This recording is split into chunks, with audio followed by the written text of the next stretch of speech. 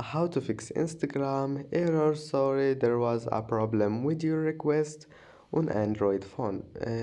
First, go to Play Store and then make sure your Instagram is updated. If you found here update, click on it and update your Instagram.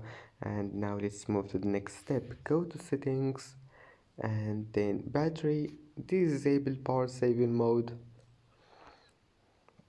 and then click apps, and now apps again, and here type Instagram and click on it, and then click force stop and go to storage, clear cache, and then just click permissions and allow all of those permissions here, and that's it.